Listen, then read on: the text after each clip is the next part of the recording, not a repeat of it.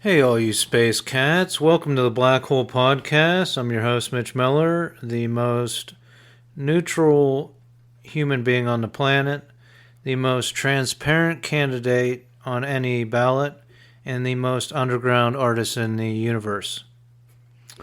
Today, I'm challenging the Secret Service of the United States to a non lethal duel. I realize I think they're under DHS now, but they should still be under the Treasury Department. I believe they should still be under Treasury. And in case they go back, I just want to make sure I cover all my bases.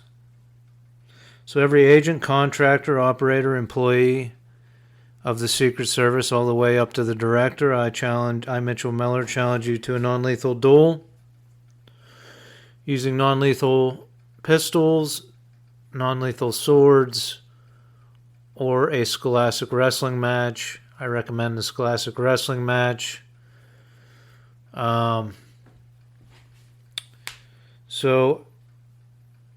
I've gone into my record with wrestling, so you can match up equal size, equal experience levels, send a surrogate.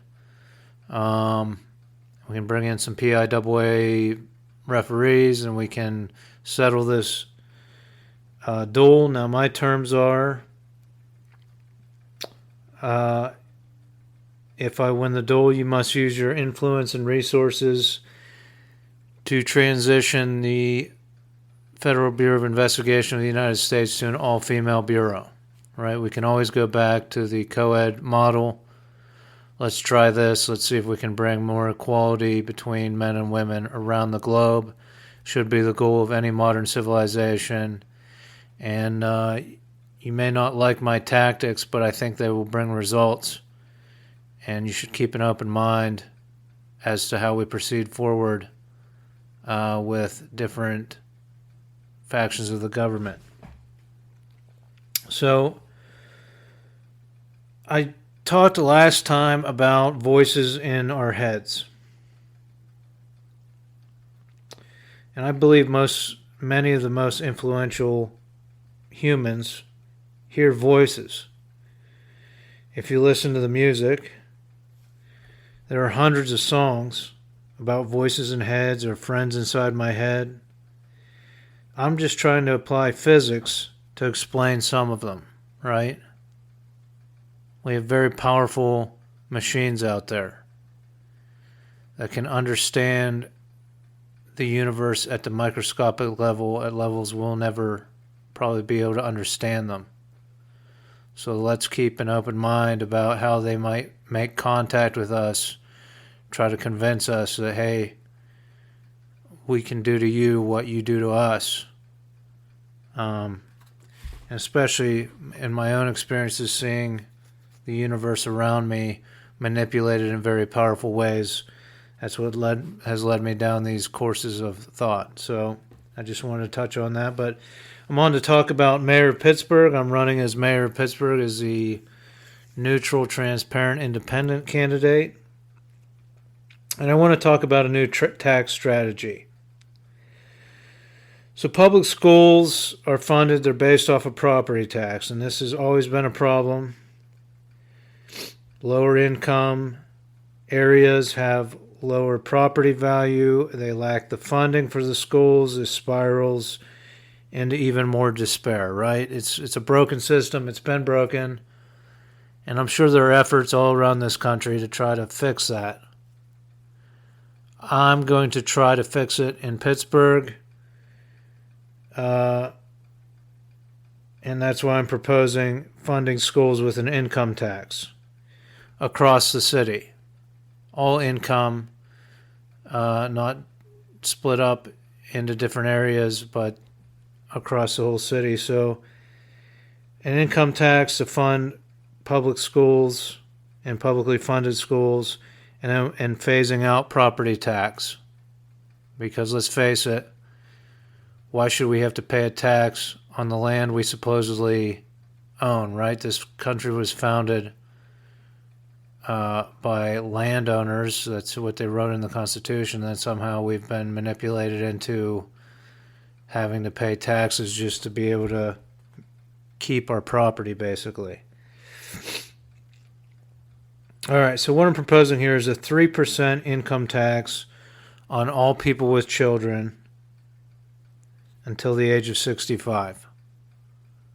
All people with children, you had children, now you have to pay for the public schools, 3%. All of this tax money will go to public schools.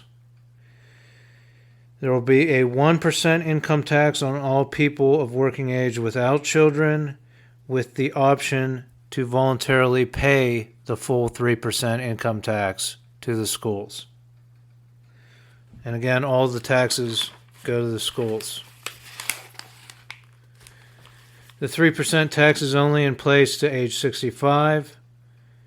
People without children can voluntarily pay the full 3% tax, and they will be included in parent-teacher association and input in the curriculum of public schools.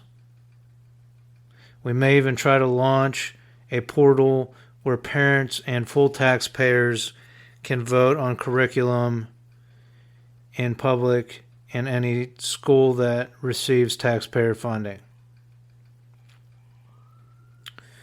In addition to the 3% tax, so some people choose not to have children. Some people want to be included in the curriculum and contribute to what's being taught in schools, bring more of that college-style education into public schools rather than a kind of an indoctrination type of situation that we have here in the United States. So you can voluntarily pay the full 3%, and you get some input into public schools. Maybe not as much input as actual parents. I'm open to that. But let's start embracing a community and all the members of the community, not just the parents necessarily, right?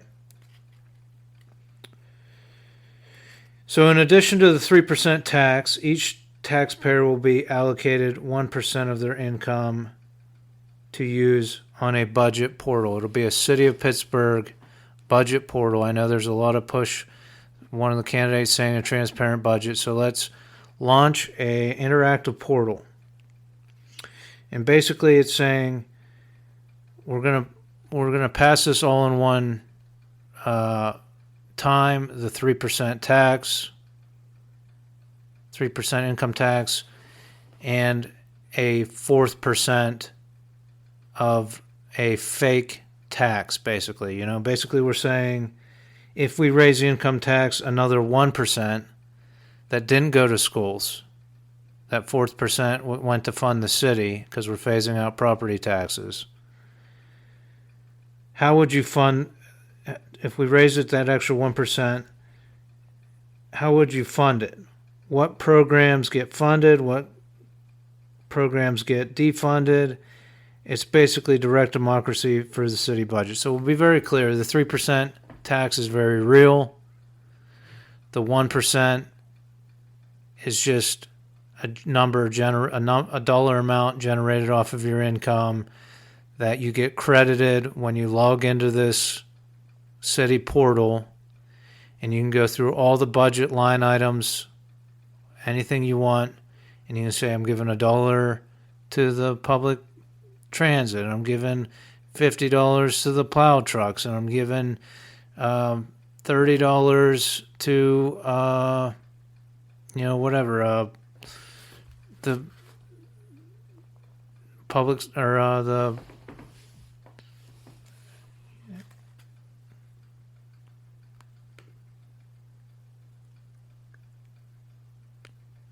$30 to the public library, however you break it up, right? So, direct democracy for the city budget. Now here's how property tax is going to work. Property tax will still be assessed, just like it has been. But if you improve your property, including lawn care and house cleaning services, and can provide receipts from licensed contractors, your improvements will offset your tax burden.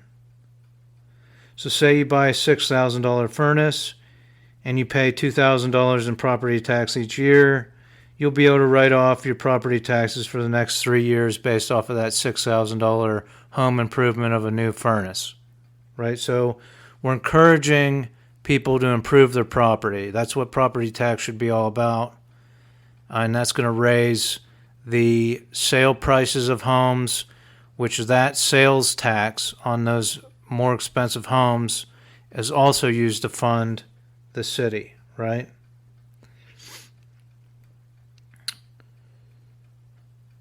If you improve your property, you can write that off every year. If you live in Pittsburgh as your primary residence and pay income tax for any 10 years during your lifetime, it doesn't have to be consecutive, any 10 years, you won't pay property tax when you reach 65. So you won't have to write off home improvements. You just won't be taxed on your property from the city. I can't speak for the county. I've tried to reach out to the county commissioner, executive. She never got back to me. So I'm putting out some of my ideas. I still have some specifically for that person, but who knows if they'll ever call, right? Now you may say, how will you fund the city without property tax? I believe that if the city facilitates cable, internet, and electricity as an option for residents, we can generate money for the city. Now the goal is to provide these services at cost to loyal residents. So we build the infrastructure, we commission, lease, buy the infrastructure to provide cable and internet and electricity in our city. The money generated from this will pay for our budget. There'll be other tax revenue streams, obviously, but this is where we transition as a phasing over the years. So if you live in Pittsburgh for 10 consecutive years, this time 10 consecutive years, your cable, internet, and electric will go down incrementally each year until you are paying at cost. So if cable internet only costs $5 to provide to you, the city figures out how to provide it for $5, that's what you'll pay in the 10th consecutive year for cable internet. If electricity is only $20 a month to provide to you through our city power grid, that's what you'll pay in the 10th year. So those are some of my proposals for Mayor of Pittsburgh. Some of the things I'd like to do. All right, on to national policy. All right, I want to talk about the Congressional Apportionment Amendment. It was known as Article the First when they started writing the Constitution. It was proposed on September 25th, 1789, but it was never ratified, and it's still pending. Never got enough state ratifications. It basically set out requiring a representative in the House of Representatives for every 30,000 people. Then it climbs to one representative for every 50,000 people. So the Founding Fathers intended us to have one representative in the House of Representatives at the federal government for every 50,000 people in this country. The Founding Fathers intended the current size of the House of Representatives to be around 6,600 representatives. This also implies that the Electoral College should be a similar number. Now, I'm not arguing we build a new mega Capitol building in Washington, D.C. to house 6,600 representatives. And it would be unpopular for me to argue we hire 6,600 more politicians on the tax base, right? Nobody wants more politicians. We all know they're corrupt. A lot of them are. Clearly, they haven't contacted me to clean up the system. So I'd say most of them are corrupt.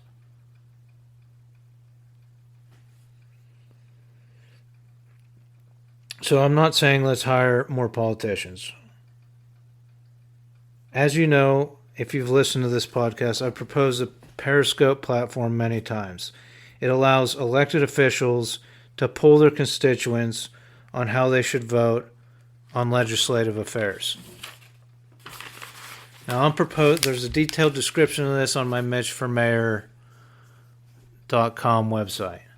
Now, I'm proposing we modify the Periscope platform and we gear it towards finding 6,600 volunteers that would be positioned under the currently elected representatives in the House of Representatives. These 6,600 volunteers would vote using the platform. Each rep will be given the amount of volunteers, one for every 50,000 of their constituents, according to the apportionment amendment. Now, the platform, we still try to roll this out nationwide for every U.S. citizen to be able to vote on how their representatives should vote.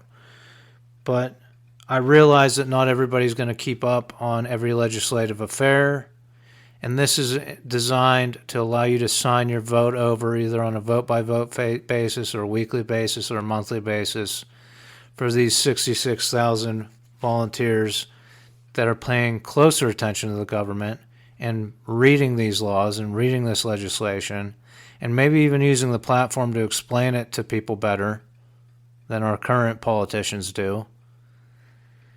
It allows them to sign their vote over to them to vote accordingly. Now, the volunteers, these 6,600, must be neutral, just as the government should be neutral. What's the point of having a government if it's not neutral? That should be the goal of any government, is to be neutral, a neutral referee, basically, for society. So these volunteers must be neutral. That means they must be registered independent. And they will be able to post proof of how neutral they are, something like me, where I post all of my receipts from every purchase I make on X and on Truth Social, right? These are little things you can do to prove that you're neutral and that you're trying to be neutral. Even videos, podcasts about how neutral you are when it comes to this political system. The volunteers will be voted on by constituents, maybe every year, maybe every election cycle. People will vote on the people they think are the most neutral on the platform, and those people will be put into these volunteer positions. So again, this is designed for people who don't have time to follow every piece of legislation. They can sign their vote over to volunteers. The volunteers pay better attention to legislation. Unlike the government politicians, and this is where we can start to evolve our government, because this is an active amendment. This is the way the government should work. Unlike government politicians, each volunteer must submit all of their bank statements monthly to be analyzed for corruption. Okay? We'd love to ask our elected officials to do this, right? So let's do it right from the beginning of this Periscope platform. We're going to have quasi-government elected officials, these volunteers, that are so dedicated to cleaning up the government that they're going to volunteer their bank statements to be analyzed.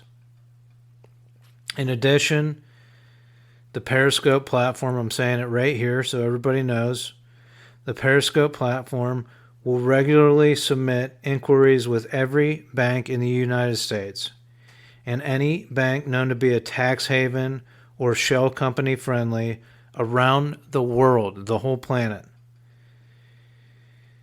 as to whether any of our 6,600 volunteers have opened new accounts in their name or any known alias or anything like that, right?